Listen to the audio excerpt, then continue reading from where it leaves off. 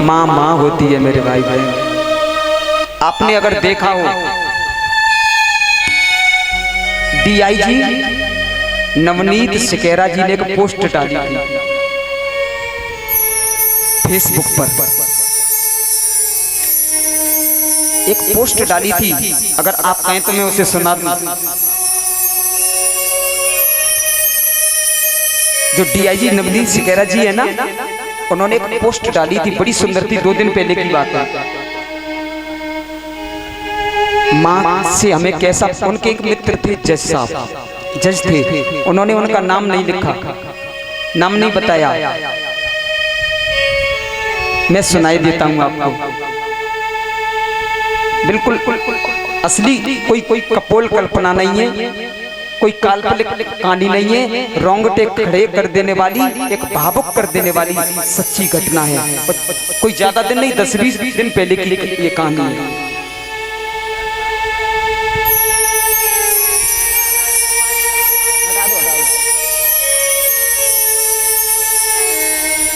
DIG साहब लिखते हैं, मैंने उसी में से फेसबुक से ही निकाली थी ये कहानी, कि कल रात एक ऐसा वाकया हुआ जिसने मेरे कई पहलुओं को छू दिया। करीब 7 बजे की बात थी, शाम की। एक फोन आया उनके पास, डीआईजी साहब के पास। उस फोन में उठाया तो रोने की आवाज आ रही थी। डीआईजी साहब ने शांति देते हुए कहा, भाभी जी हुआ क्या, क्यों रो रही हो? वो बोल, उधर से आवाज आई, आप कहाँ हैं, जल्दी से आओ, जितनी जल्दी आ सकते हो उतनी जल्दी आओ।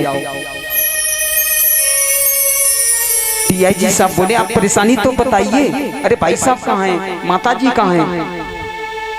लेकिन उधर से केवल एक ही रट, आप आ जाइए, जल्दी आइए। बोले आ रहा हूँ, चिंता मत करो, अभी आया मैं। डीआईजी साहब वहां पहुंचे।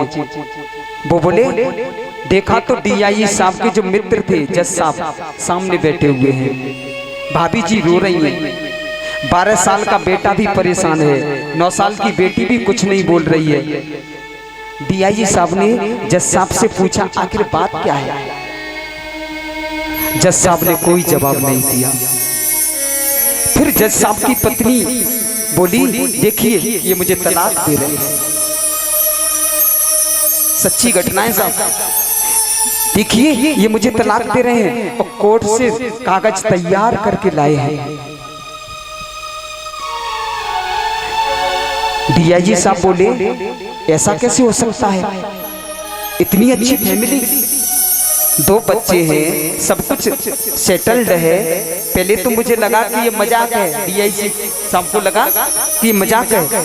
जब बच्चों को पूछा कि दादी जी किधर हैं, बच्चों ने बताया पापा उन्हें 3 दिन पहले नोएडा के वृद्धाश्रम में छोड़ के आए।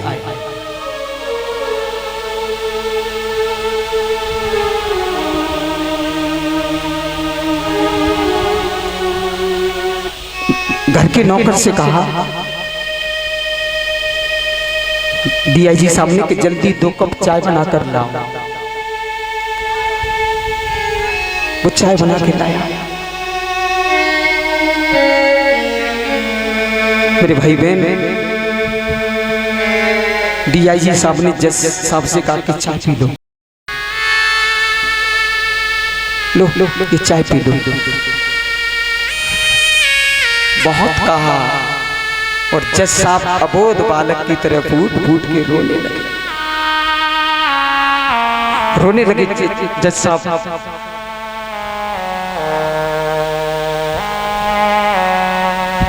साहब कहते, 3 दिन से मैंने कुछ नहीं खाया।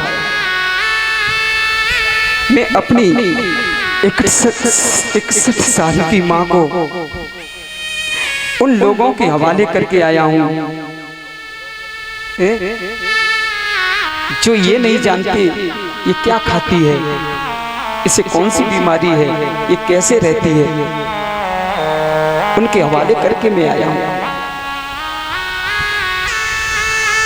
और पिछले साल से तो इन्होंने माँ की तरफ कोई ध्यान नहीं दिया। 1 साल से मेरी माँ बहुत परेशान थी। इतनी मुसीबतें थी, इन्होंने तो कसम खा रखी थी, माँ जी का ध्यान ही नहीं रखती थी, न बच्चे बात करते थे उनसे, और ये नौकर भी अच्छा व्यवहार नहीं करते थे।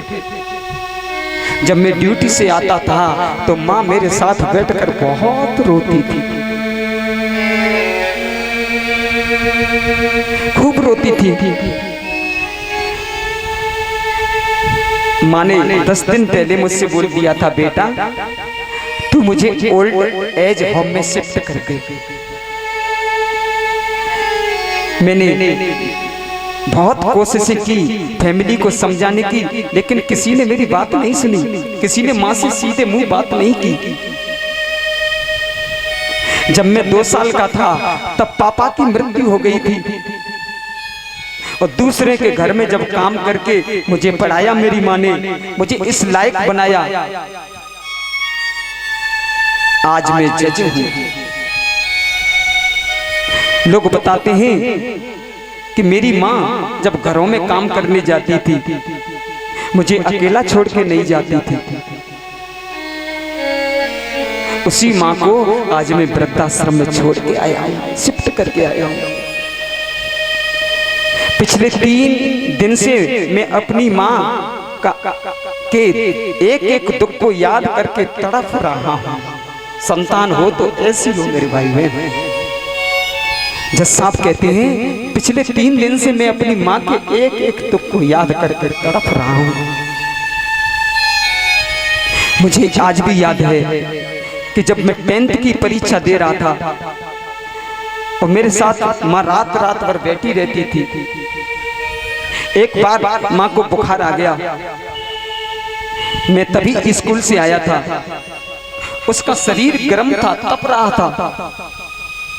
मैंने पूछा माँ तुझे तो फीवर है? बोले नहीं बेटा, मैंने अभी भोजन बनाया है इसलिए मेरा शरीर गर्म है।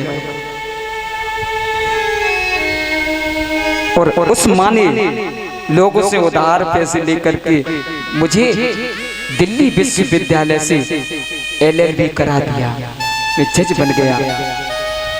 उसी माँ को मैं आज वृद्धाश्रम में छोड़ के आया हूँ इनकी वजह से। जब मेरी माँ ने मुझे 2 साल का पाल दिया था तो ये भी पल जाएंगे। मैं सारी संपत्ति जितनी है इन्हें दे करके जा रहा हूँ। मैं भी अपनी माँ के साथ वृद्धाश्रम में रहूंगा।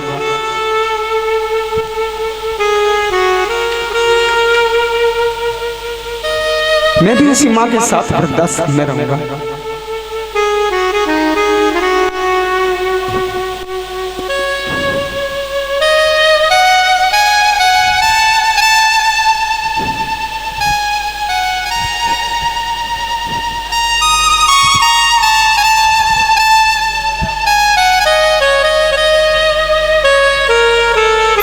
क्योंकि मैंने इतना कमाया और मेरा इतना कमाने के बाद भी जब ये मेरे नहीं हुए तो एक दिन मुझे भी वहीं पे जाना है। मैं चला जाऊंगा वहां पर। माँ के साथ रहने की आदत तो पड़ जाएगी कम से कम। जब इस प्रकार जज ने कहा, मैंने भाभी जी की तरफ देखा।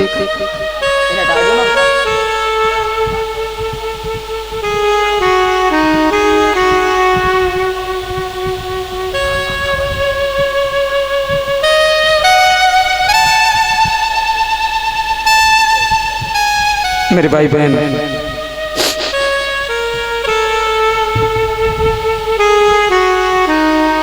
जब देखा जज साहब ने, DIG साहब ने देखा, उनकी जो धर्मपत्नी थी जज साहब की, उनको भी प्रायश्चित, बहुत जो मुख पे एकदम प्रायश्चित झलक रहा था। उनका भी मन ग्लानि से भर गया। जब देखा सब सहमत हैं तो रात के 12 बजे 12:30 बजे तक बातें चली। कहा कि नोएडा ले चलो वृद्धाश्रम में गाड़ी। सब लोग गए और जाकर के बड़ी रिक्वेस्ट की, तब दरवाजा खुला। दरवाजा खुलने के बाद एक वार्डन, जो एक महिला निकल के आई, सिस्टर जिसे वार्डन कहते हैं, वार्डन ने कहा कि क्या पता आप ले जाकर के रास्ते में कहीं मार दो। आपका कोई भरोसा नहीं, इसलिए हम ये रिस्क नहीं ले सकते। उन्होंने कहा नहीं, हमें मिलना है। बताया ये जज साहब हैं। बोलिए जज साहब होते हुए अपने घर का न्याय नहीं कर पाए। मेरे भाई बहन अंदर लेकर के गई, क्या देखते हैं वो बूढ़ी माँ, एक फोटो है उसके पास जिसमें उसकी पूरी परिवार, जितने भी उसमें बच्चे हैं सब उसमें उस फोटो को लेकर के माँ लेटी हुई है। जब जगाया, जगाने के बाद आज उस माँ को मेरे भाई बहन कहा कि हम आपको लेने आए हैं। पूरा परिवार रो पड़ा, आपस में एक दूसरे मिलने लगे और मिलकर के बहुत रोए। जो उन्होंने पाप किया था उसका प्रायश्चित हुआ, अपनी माँ को लेकर के आए घर पे। मेरे भाई बहन एक बात का ध्यान रखना, माँ केवल माँ है, उसको मरने से पहले मत मारना। माँ को मरने से पहले मत मारना। माँ हमारी ताकत है, माँ हमारी ताकत है मेरे भाई बहन। अगर वो कमजोर हो गई तो हमारी संस्कृति की रीढ़ कमजोर हो जाएगी।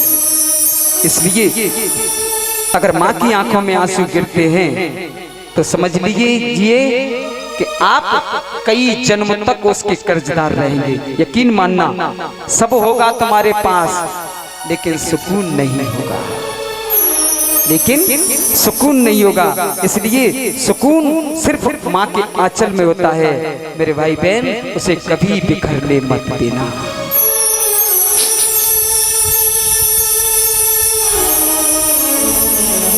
उसे कभी बिखरने मत देना। आज यशोदा माँ रोती है, मेरी माँ सोचती है कि कल चला जाएगा। सब खाना, सबने खाना खाया, भोजन किया, सब सो गए, लेकिन माँ नहीं सोई। खंबे की आड़ में बैठी है और रो रही है माँ। भगवान ने देखा माँ कहाँ गई, देखा एक खंबे की ओट लेकर के माँ बैठी है। अपने नन्हे नन्हे हाथों से भगवान ने माँ के अश्रु पहुंचे और भगवान ने समझाया मैया कि योगी पूरब जन्म की गति नहीं जाने को, मिलन बिछोहा होत है कृत कर्मन के यो, कर्मन ते मिलवा भया कर्मई से बिछुड़ाब, कर्म गति ना मिट सके कोटिन करो उपाय। भगवान ने मैया को समझायो, मैया काहे को रोबे, कल जावेंगे, एक दिन की बात है बस, वापस आ जावेंगे। जब ये बात गोपियों को मालूम पड़ी, सब गोपियां रात्रि में इकट्ठी हुई। सोने का रथ जो अक्रूर जी का था सब एक जगह पर इकट्ठी हुई। सब गोपियां विधाता को कोसती हैं, कहती हैं कि अहो विधास्तो न क्वचित दया संयोज मैत्र्या प्रणयेन देहिना। हे विधाता, तेरे अंदर जरा भी दया नहीं है। संयोज मैत्र्या प्रणयेन देहा, यानी तू पहले प्राणियों को मिलाता है और मिलाने के बाद उसका फिर बिछोह कर देता है। ये तेरी आदत क्यों है? ब्रह्मा जी से ही प्रार्थना करती है सब गोपियां, कहती हैं कि सजन सकारे जाएंगे नैन मरेंगे रो, वेदनाएं ऐसी रैन की भोर कबहू ना हो। पत्नियां कहती हैं कि प्रीति मोहन की इस भरोसे पे की, कि प्रीति मोहन की इस भरोसे पे की। 4 दिन जिंदगी के गुजर जाएंगे, 4 दिन जिंदगी के गुजर जाएंगे, 4 दिन जिंदगी के गुजर जाएंगे, 4 दिन जिंदगी के गुजर जाएंगे। प्रीति मोहन की इस भरोसे पे की, प्रीति मोहन की इस भरोसे पे की। 4 दिन जिंदगी के गुजर जाएंगे, 4 दिन जिंदगी के गुजर जाएंगे।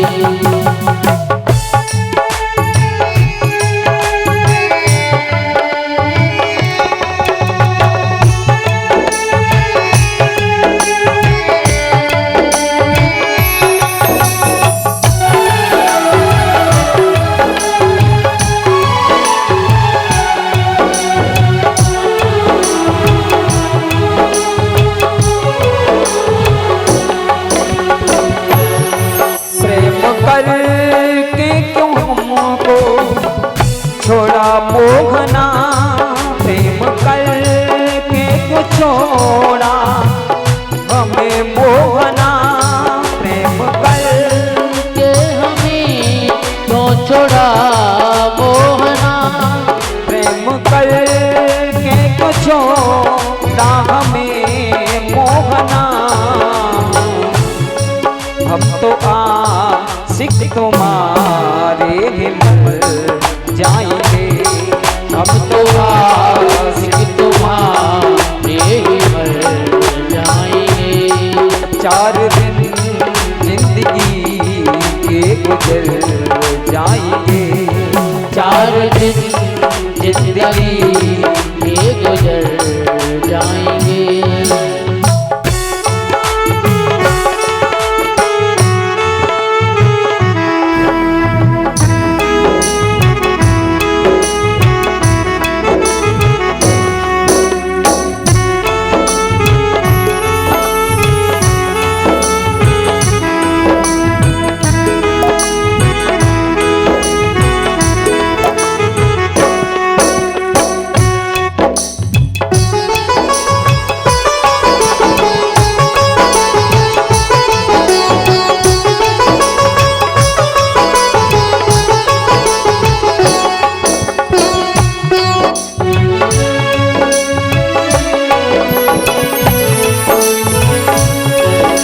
पता था कि वक्त ऐसा भी आएगा, क्या भरोसा था ये वक्त भी आएगा, क्या भरोसा था वक्त ये भी आएगा, क्या भरोसा था ये वक्त भी आएगा।